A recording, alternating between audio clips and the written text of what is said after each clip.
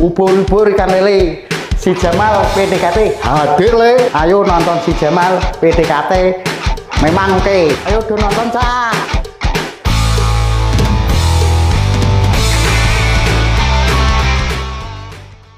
Salam Germas, sehat, bugar, produktif. Assalamualaikum warahmatullahi wabarakatuh. Kembali lagi dengan si Jamal PDKT, siaran Jumat malam, podcast Dinas Kesehatan Kabupaten Blora. Untuk si Jamal kali ini bersama dengan Puskesmas Menden. Perkenalkan, saya Fani, bidan sekaligus host pada si Jamal PDKT pada episode kali ini. Untuk tentunya saya tidak sendirian nih ya, sobat Healthies. Saya di sini ditemani oleh Bidan Vera. Beliau salah satu bidan di Puskesmas Menden juga. Halo Bu Bidan Vera. Halo. Gimana nih kabarnya? Baik Mbak, agak-agak flu dikit. Oh, agak flu ya. Memang ini kondisinya memang cuacanya lagi dingin ya. Mungkin bisa disapa dulu nih untuk sobat Healthies yang ada di rumah yang saat ini menonton nih episode kali ini. Halo sobat Healthies, perkenalkan nama saya Vera, saya bidan yang bertugas di Puskesmas Menden. Saat ini saya diberikan kesempatan untuk kita bisa sharing bersama ya Mbak ya, terkait masa persalinan, masa kehamilan, persalinan, dan masa nifas. Semoga apa yang nanti kita bahas pada hari ini bisa memberikan manfaat untuk kita semua. Oke, wah menarik sekali nih untuk topiknya, yaitu dengan kita membahas seputar kehamilan, persalinan, dan nifas. Tentunya setiap wanita akan melalui fase-fase seperti ini ya kan. Untuk sebelumnya tuh sebenarnya definisi dari kehamilan itu sendiri itu apa sih Bu Bidan? Jadi begini, kehamilan ini dimulai dari proses pembuahan sel telur oleh sperma atau yang kita sebut dengan konsepsi ya Mbak ya, sampai proses kelahiran bayinya. Tentu masa ini merupakan masa yang menyenangkan bagi seorang ibu dalam menanti kelahiran buah hatinya.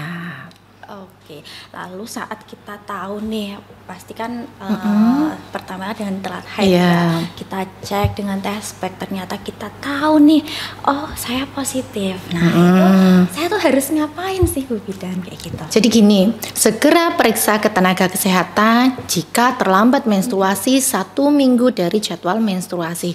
Mungkin kan bunda-bunda bertanya nih, kenapa sih kok harus menunggu 1 minggu dulu sih Bu baru boleh periksa?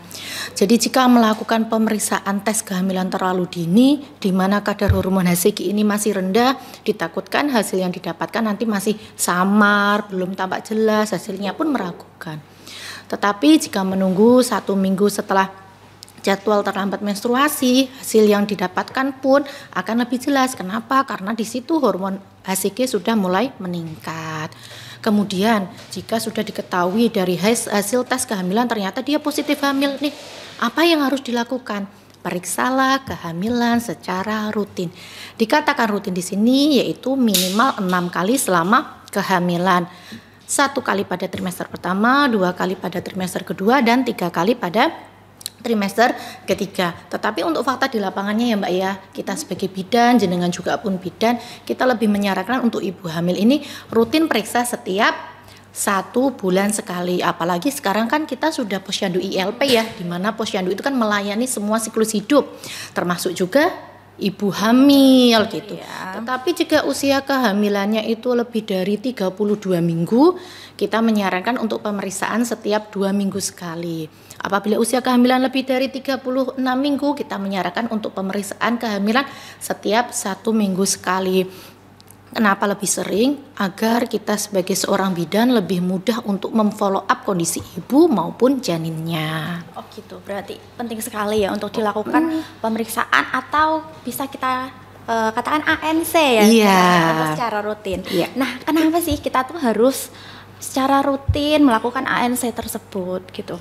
Sangat banyak sekali ya Mbak ya manfaat pemeriksaan kehamilan atau kita sebut dengan ANC, terutama yaitu untuk mencegah masalah maupun komplikasi saat kehamilan, persalinan maupun masa nifas. Diharapkan ibu bisa lahir cukup bulan, dikatakan cukup bulan apabila usia kehamilan di atas 37 minggu. Dan berat janin lebih dari 2.500. Karena ada beberapa kondisi ya Mbak Fani ya, di mana ibu hamil dengan keracunan kehamilan atau preeklamsi. Di sini preeklamsi itu membuat terlambatnya pertumbuhan janin. Jadi berat badan janin ini tidak sesuai dengan usia kehamilannya. Lebih kecil. Lebih kecil. Kalau kita nyebutnya IUGR ya. Dan juga bisa resiko terjadinya kelahiran prematur. Gitu. Iya. Oke, untuk kita sendiri kan nanti akan datang nih ke tentunya periksanya ke fasilitas kesehatan Iya. ya. Sebenarnya apa aja sih layanan yang nantinya kita akan dapat? Ini kayaknya kok sekarang lebih banyak ya daripada yang Iya. itu kayak gitu. Apa Betul. aja sih kita nanti di sana tuh dilayani apa aja sih Bu Bidan gitu. Ini misalnya ini pemeriksaannya di puskesmas ya. Jika melakukan pemeriksaan kesehatan di puskesmas, sebenarnya sama aja ya Mbak ya, mau itu di puskesmas atau mau ke Bu Bidan desa atau ke praktek itu rata-rata sama. Cuman ini saya ambil di puskesmas. Jika melakukan pemeriksaan kesehatan pastinya yang tentunya satu akan dilakukan pemeriksaan fisik ya. Pemeriksaan fisik itu berupa pemeriksaan tinggi badan, berat badan, lingkar lengan atas, kemudian pemeriksaan TTV ya, tanda-tanda vital berupa pemeriksaan tensi, nadi, suhu, respirasi. Juga akan dilakukan pemeriksaan palpasi ya. Palpasi sendiri itu mempunyai beberapa tujuan, yaitu untuk melihat besar rahim ini sesuai nggak sih dengan usia kehamilannya. Kemudian bagian terbawahnya ini apa? Apakah bagian terbawah ini sudah masuk panggul atau belum? Terus bagaimana denyut jantung janinnya? Apakah normal? Denyut jantung normal itu antara 120 sampai dengan 160.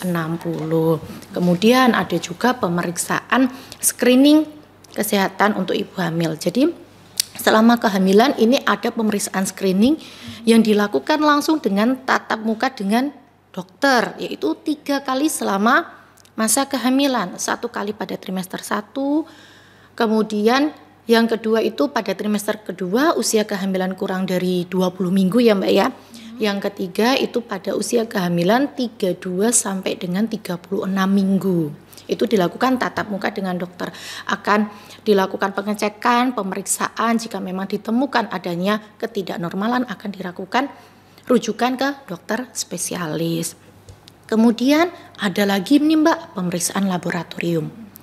Pemeriksaan laboratorium ini setiap trimester ada. Trimester pertama ketika diketahui hamil akan dilakukan pemeriksaan berupa hemoglobin, golongan darah, protein urin, gula darah sewaktu, triple eliminasi, yaitu pengecekan penyakit menular baik sifilis, HIV maupun HBsAg.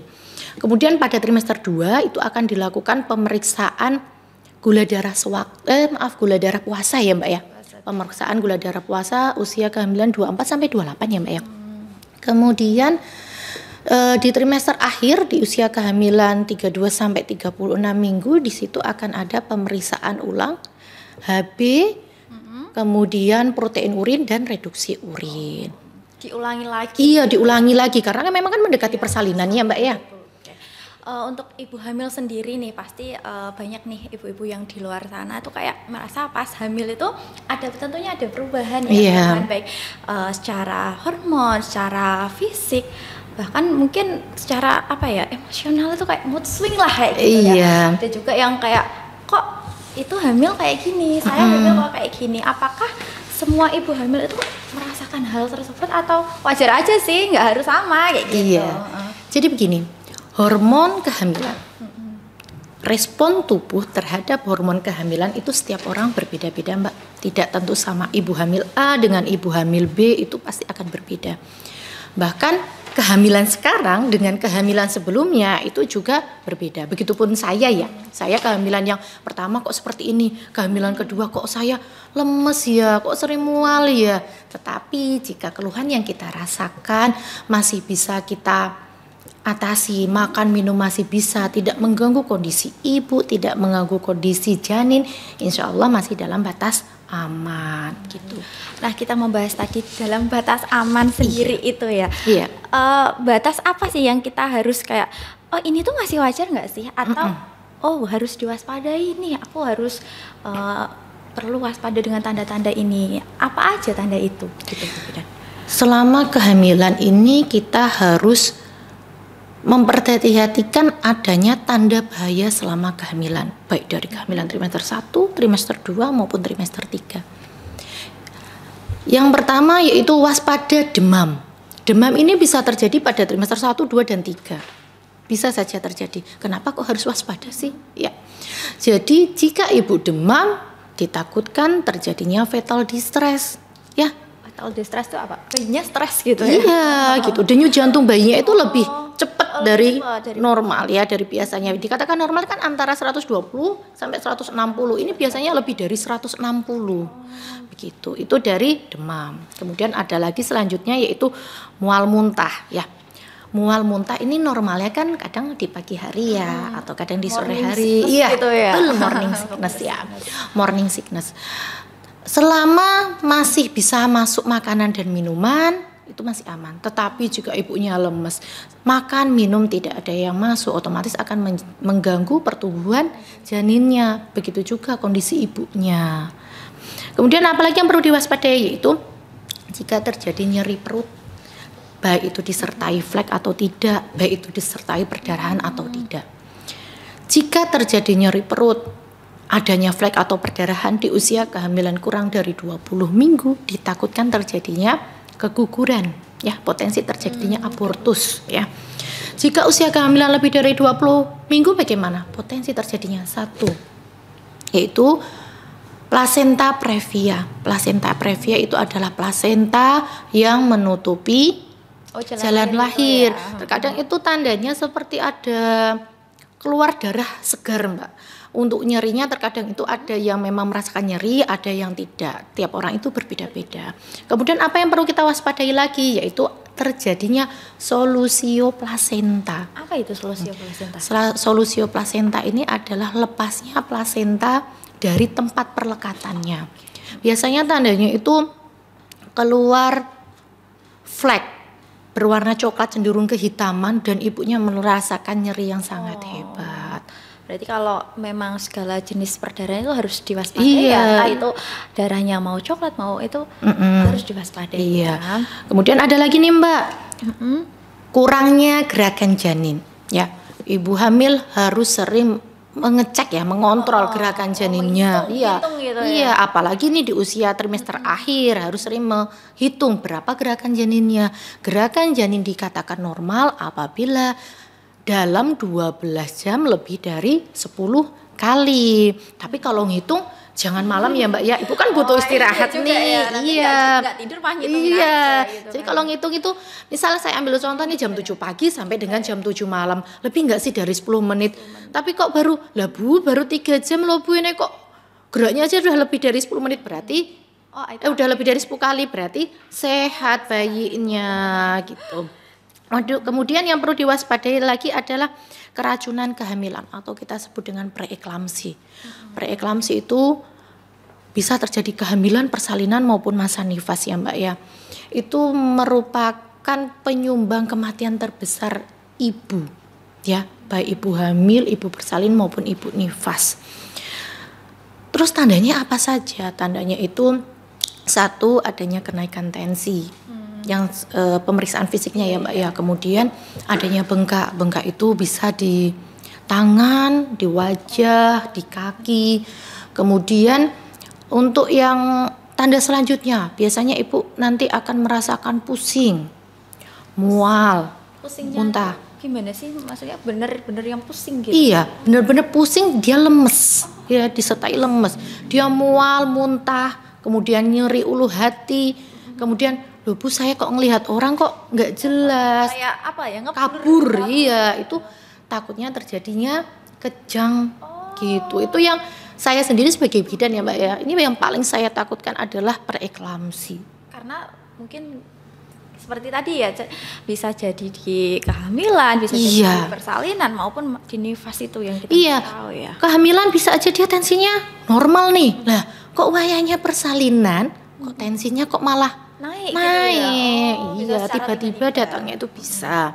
Kemudian tanda selanjutnya itu adalah keputihan yang abnormal. Selama kehamilan, hormon kehamilan itu membuat cairan yang keluar memang lebih banyak daripada sebelum hamil. Tetapi yang perlu diwaspadai bagaimana cairannya. Apakah itu berbau? Itu yang pertama. Apakah gatal? Nah, Jika memang ditemukan tanda-tanda tersebut, segera periksa ke tenaga kesehatan. Oh gitu. Oke. Tadi kita sudah membahas tentang kehamilan. Untuk otomatis saat setelah kehamilan akan masuk yaitu proses persalinan itu betul. sendiri. Mungkin persalinan itu kan kayak kita membayangkannya sesuatu yang apa ya, bikin deg-degan gitu apalagi mendekati HPL gitu kan banyak ibu yang aduh mau mendekati kayak gitu ya. Nah kadang juga ibu-ibu tuh bingung, ini tuh saya sudah masuk persalinan belum sih? Ini tuh saya tuh sebenarnya kok perut saya kenceng, tapi kan ada ya namanya kalau hamil tua itu kontraksi palsu lah. Cara membedakannya antara kontraksi palsu atau memang ini masa mau persalinan nih Bu Bidan kayak gitu, gimana sih caranya? Jadi tanda pasti dari persalinan itu ada 3. Yang pertama itu adalah kontraksi. Kontraksi di sini adalah kontraksi yang teratur, semakin sering semakin sakit. Sekarang ini kan udah zaman digital nih ya Mbak ya, udah zaman digital, ada tuh aplikasi untuk ngecek kontraksi. Bagaimana kontraksinya sudah teratur apa belum? Kalau misalkan baru, lah Bu ini baru setiap setengah jam sekali, 1 jam baru 1 kali, ini belum dikatakan teratur. Cuman kalau dicek, loh Bu tadi itu 15 menit sekali, tiba-tiba kok setiap 10 menit, tiba-tiba 5 menit, tiba-tiba 3 menit, nah itu dikatakan teratur. Kemudian yang kedua, keluar lendir bercampur darah. Yang ketiga yaitu keluarnya cairan ketuban. Tapi yang perlu saya tekankan di sini, terkadang itu ada ibu yang mau melahirkan, aku udah keluar lendir darah, aku berarti mau melahirkan. Tidak seperti itu. Jadi keluarnya lendir darah disertai adanya kontraksi yang teratur, kontraksi yang kuat. Kalau hanya lendir darah itu baru mau mendekati proses persalinan, jadi belum memasuki proses persalinan itu sendiri. Oke, terus untuk tanda-tanda yang harus kita waspadai seperti halnya hamil, pasti bersalin ada ya tanda-tanda yang harus kita waspadai atau kita rasakan, oh ini tuh udah nggak beres nih, ada hal yang bahaya gitu. Untuk tanda-tandanya itu sendiri apa saja sih Bu Bidan? Jadi untuk tanda bahaya itu tadi kan tanda bahaya tidak hanya pada masa kehamilan, masa persalinan dan nifas itu ada. Ini kita bahas tentang masa persalinan ya. Yang pertama tanda bahaya pada masa persalinan adalah keracunan kehamilan. Tadi saya jelaskan bahwa tidak hanya terjadi pada kehamilan, bisa juga pada persalinan ya. Tandanya tadi kenaikan tensi, bengkak pada muka, tangan dan kaki, kepala pusing, nyeri ulu hati, mual, muntah, tiba-tiba jantung berdebar. Waspada karena ditakutkan ibunya terjadi kejang. Menakutkan sekali ya, Kemudian adanya kontraksi tanpa jeda. Jadi kontraksi itu kan sebenarnya kan bagus kontraksi ya, ada kontraksi itu kan bagus ya. Tapi kalau terlalu sering juga gak bagus. Harus ada jedanya. Jadi kontraksi yang normal itu kan kontraksi, istirahat, kontraksi, istirahat. Tapi jika kontraksi terus tanpa jeda, ini takutnya nanti terjadi robekan pada rahim. Kemudian apalagi tanda gejalanya, yaitu perdarahan. Ya, takutnya itu tadi apakah terjadi solusio plasenta ataukah adakah plasenta previa yang saya jelaskan tadi di awal. Kemudian adanya lagi tanda bahaya lagi yaitu pecahnya ketuban. Jadi normalnya kan ketuban itu pecah ketika proses persalinan. Tapi kalau ini saya belum ada kencang-kencang kok tiba-tiba nih ketuban saya sudah pecah. Lah, ini termasuk tanda bahaya. Segera periksa ke tenaga kesehatan. Nanti di situ akan dilakukan pemeriksaan, akan dilakukan observasi selama kurang lebih 6 sampai 8 jam. Sambil dilakukan pemantauan pada janinnya. Apakah selama 6 sampai 8 jam ini ada perkembangan persalinannya? Apakah ada pembukaan, kontraksinya bagaimana?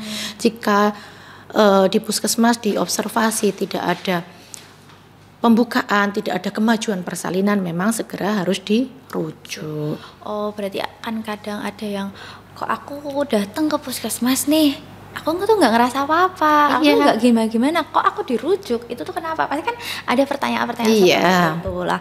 Berarti ya rujukan itu kita karena dari pantauan itu tadi ya, mungkin dari sekian jam tidak ada penambahan atau sekian jam tidak ada pembukaan, makanya dokter menyarankan untuk dirujuk. Gitu ya. Jadi memang ada pemeriksaan yang harus kita periksa, kita laporkan ke dokter apakah ini masuk ranah penanganan puskesmas atau memang memerlukan penanganan di rumah sakit. Kalau memang memerlukan penanganan di rumah sakit, memang lebih baik tetap harus dirujuk. Kemudian oh ya Mbak ya, tadi ada tanda bahaya satu lagi ya, yaitu keluarnya tali pusat ya, atau yang kita sebut dengan tali pusat menumbung ya Mbak ya. Ini perlu diwaspadai karena berpengaruh pada kondisi janin gitu. Kemudian lagi kadang gini Mbak, ada ya bagian yang harusnya keluar dulu ketika persalinan itu kan kepala. Iya betul. Tapi tiba-tiba yang keluar dulu itu loh, kok tangannya menjungkit di samping kepala. Nah, kok loh ini kok yang keluar kok kaki dulu. Ini juga perlu diwaspadai. Oh begitu. Membahas tentang persalinan itu sendiri kan pastinya membutuhkan persiapan mental yang benar-benar ekstra ya, dan dibutuhkan juga untuk dukungan dari suami, apalagi pasti. Ini Pak Su yang harus siaga ya. Siaga. Nah tapi kan tidak jarang kita temui banyak ibu bersalin yang ada yang teriak-teriak ibu bidan ya, teriak-teriak sampai ada yang jambak suaminya kayak gitu. Itu kan ya kita perlu tahu juga ya, melahirkan itu kan memang ya sakit ya, kita nggak bisa menyalahkan. Nah tapi perlu adanya kontrol nih, kontrol emosi dari si ibu ini sendiri. Jadi gimana sih cara untuk kita mempersiapkan mental itu sendiri kayak gitu, mengolah emosi lah gitu. Jadi yang perlu diingat adalah peran serta suami atau keluarga itu sangat-sangat dibutuhkan. Mereka adalah support system yang paling utama pada masa kehamilan, persalinan maupun masa nifas. Karena contoh nih ketika ibu hamil trimester 1 ya, ibu hamil dengan trimester 1 itu kan tubuh masih adaptasi dengan hormon kehamilan, terjadi adalah mual muntah, itu dukungan suami sangat diperlukan. Karena trimester 1 itu kan kadang moodnya swing ya Mbak ya, moodnya nggak jelas, kadang dia nangis sendiri, kadang dia tiba-tiba marah. Ini yang perlu diperhatikan. Kemudian sekarang itu kan setiap puskesmas itu ada program kelas ibu hamil. Pasti ada di setiap desa-desa itu ada kelas ibu hamil.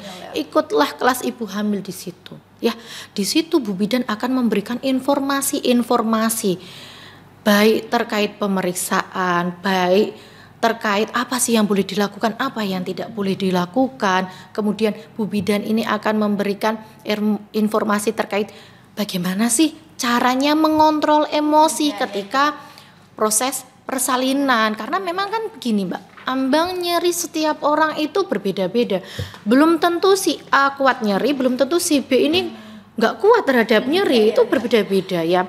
Jadi memang di kelas ibu hamil itu akan dikasih tahu oleh Bu Bidannya bagaimana cara mengontrol emosinya. Kemudian Bu Bidan itu selama kelas ibu hamil akan memberikan afirmasi positif, pasti akan memberikan afirmasi positif bagi ibu hamilnya, bahwa kehamilan, proses persalinan dan masa nifas adalah masa yang menyenangkan. Jadi bukan hal yang menakutkan begitu. Oke. Berarti untuk para suami nih harus jadi suami yang waspada. Dicatat ya Bapak-bapak ya. Bukan lebay, bukan ya ini ya. Memang itulah prosesnya, di mana memang seorang yang mau melahirkan bahkan dari hamil pun sampai nifas butuh support system kayak gitu ya.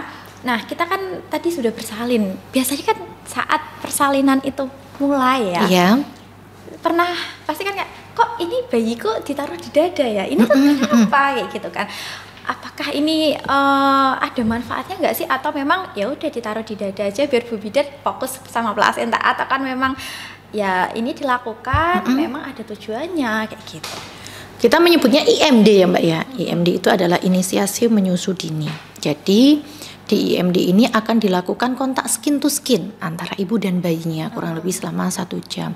Ini banyak sekali manfaat dan tujuannya, yaitu yang pertama mencegah terjadinya perdarahan karena adanya kontraksi. Jadi memang dengan bayi ditaruh di dada ibu akan membuat kontraksi dan mempermudah juga untuk pengeluaran plasenta. Itu yang pertama. Kemudian yang kedua itu menciptakan bonding kasih sayang antara ibu dan bayinya. Kemudian yang ketiga itu kan bayi ditaruh di dada ibu. dan bayi akan belajar ini untuk mencari puting susu ya.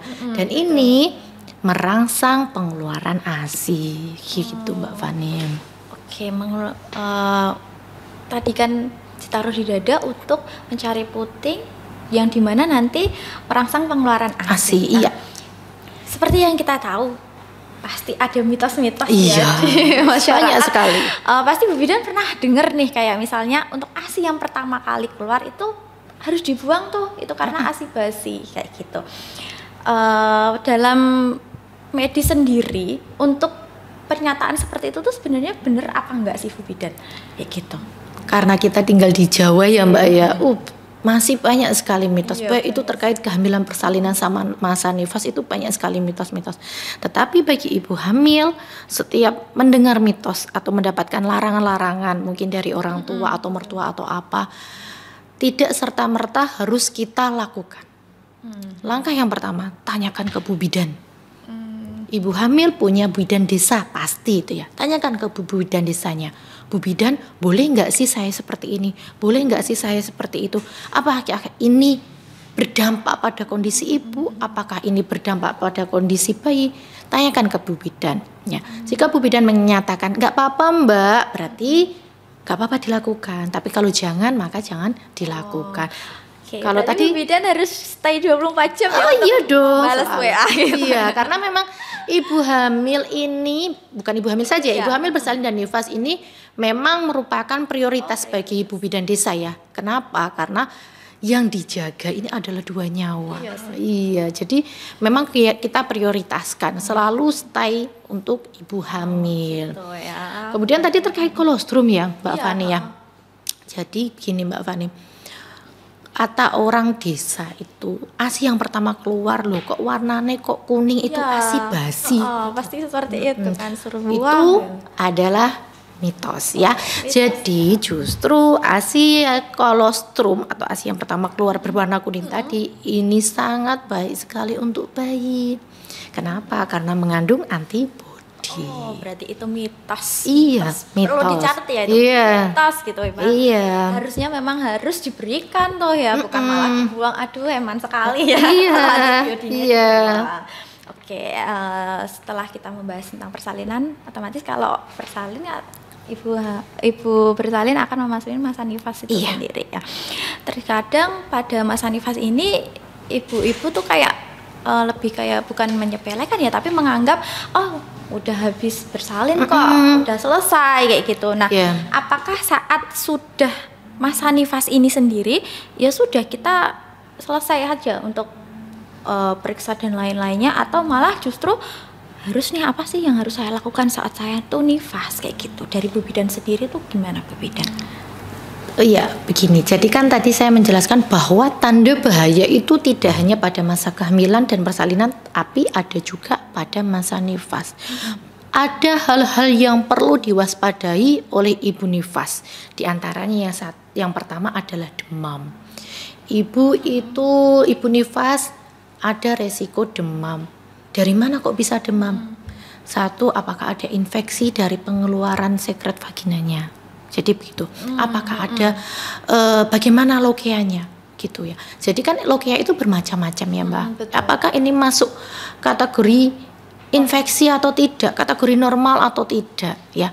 Ada juga demam itu disebabkan karena pembengkakan pada payudara ya. Iya, karena ada ASI ya. Iya, pembengkakan dari payudara. Biasanya apalagi ini ibu-ibu yang pertama kali melahirkan ya, kadang-kadang kan mengalami puting susu lecet atau bagaimana sehingga dia tidak mau menyusukan bayinya, akhirnya terjadi pembengkakan payudara. Pastikan kalau terjadi pembengkakan payudara, ibunya pasti akan mengalami demam. Sendiri, ya. Kemudian ada juga keluarnya cairan berbau dari jalan lahir. Jadi keluarnya cairan berbau ini berhubungan dengan tadi lokea. Kan lokea kan tadi bermacam-macam ya Mbak ya. Lokea, apakah lokea ini abnormal atau tidak? Jika memang abnormal dan memperburuk kondisi ibu, pasti bidan akan memberikan tata laksana untuk menangani masalah tersebut. Kemudian tadi ada keracunan kehamilan, walaupun sudah bersalin, keracunan, kehamilan tetap bisa potensi terjadi pada ibu nifas. Jadi perlu diwaspadai. Tadi terkait payudara bengkak ya Mbak ya. Jadi pembengkakan payudara ini ada tingkatannya Mbak. Ya. Tingkatannya ada. Jadi yang pertama itu bendungan ASI, di mana ASI itu membendung. Ini masih kategori yang masih ringan. Ada tingkatan atasnya itu apa? Yaitu mastitis. Tingkatan atasnya lagi apa? Yang paling parah adalah abses payudara. Jadi payudaranya sampai ada nanahnya. Iya. Kemudian ada perdarahan lewat jalan lahir. Jika perdarahannya itu masih dalam batas wajar, dikatakan batas wajar di sini kan seperti orang menstruasi biasa, ya itu masih dalam batas wajar. Tapi kalau tiba-tiba kok saya keluar darah kok banyak sekali ya Bu, saya pusing. Nah, itu perlu diwaspadai. Waspada apa?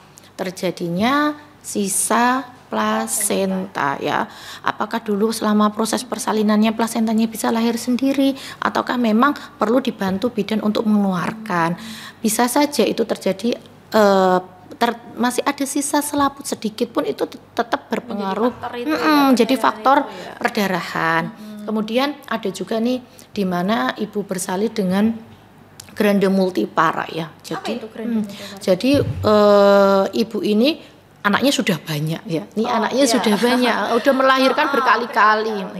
Jadi proses untuk menutupnya jalan lahir ini lambat. Jika tidak lambat otomatis kan ini akan berusaha untuk kontraksi. Sedang ini tidak mau menutup, akhirnya terdapat gumpalan-gumpalan darah. Dan gumpalan darah ini yang menyebabkan perdarahan.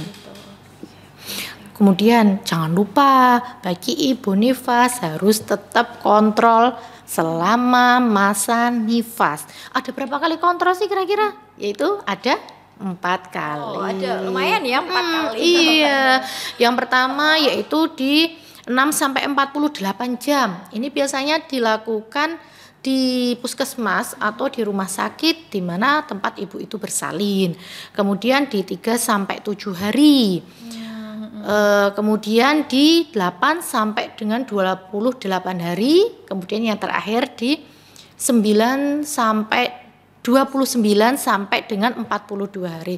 Tetapi jika memang kondisi tertentu di mana kok memerlukan pemeriksaan yang lebih sering, bisa lebih dari 4 kali ini. Kadang kan ada yang bayinya ikterus ya Mbak ya, harus memberikan pemeriksaan lebih lanjut. Ini biasanya akan lebih sering. Jadi gitu. disesuaikan dengan keluhan. Iya, sesuai dengan kondisinya bayi dan ibunya tentunya. Oke. Tadi kan kita sudah membahas nih antara tanda waspada, baik di hamil, persalinan dan nifas. Ternyata memang beda-beda kayak gitu ya. Nah, tapi kalau misalnya kita menemukan salah satu aja dari tanda bahaya tersebut, langkah yang harus kita lakukan itu sebaiknya seperti apa gitu? Tentunya segera periksa atau hubungi tenaga kesehatan, terutama Bu Bidan Desa. Hubungin Bu Bidan Desanya, Bu saya kok seperti ini, saya kok seperti ini. Pasti Bu Bidan Desa akan melakukan pemeriksaan. Apakah ini cukup pakai terapi berupa obat-obatan ataukah memang memerlukan tata laksana lanjutan? Jika memang dari pemeriksaan kok ini memerlukan rujukan, bahkan bisa sampai dirujuk. Yang terpenting adalah ibu sehat, bayinya pun sehat. Iya. Ya. Baiklah. Sebelum saya tutup nih, ada pesan yang mau disampaikan untuk sobat healthies yang ada di rumah, Bu Bidan? Iya. Kita sebagai ibu hamil harus cerdas, ya. Cerdas di sini adalah kita harus aktif untuk bertanya boleh. Kita punya hak untuk didampingi oleh Bu Bidan. Aktiflah bertanya, aktiflah untuk membaca. Membaca apa? Membaca buku KIA. Buku KIA yang sekarang kan buku KIA sudah baru ya Mbak, yang udah tebel. Ini adalah buku KIA dari evaluasi dari hasil KIA, buku KIA sebelum-sebelumnya. Buku ini sudah dirangkum ya semenarik mungkin. Padat, singkat dan jelas dan banyak gambar-gambar yang menarik. Jadi bagi ibu hamil, bacalah buku KIA-nya, jangan malas untuk membaca. Jadi ibu hamil yang cerdas, ibu cerdas, bayi pun sehat. Oke, cukup Bu Bidan Farah? Cukup. Oke. Terima kasih ya Bu Bidadara untuk waktunya sudah menyempatkan Iya. menjadi narasumber di podcast kali ini. Terima kasih, semoga ilmu yang atau informasi-informasi yang disampaikan bisa berguna untuk kita semua. Iya, amin. Baiklah, saya Fani sebagai host pada si Jamal PDKT episode kali ini. Saya mohon maaf apabila ada salah kata atau salah perbuatan yang mungkin tidak saya sengaja. Terima kasih sudah berpartisipasi dalam si Jamal PDKT pada episode kali ini. Iya. Jangan lupa untuk terus menonton episode selanjutnya. Wassalamualaikum warahmatullahi wabarakatuh. Waalaikumsalam warahmatullahi wabarakatuh.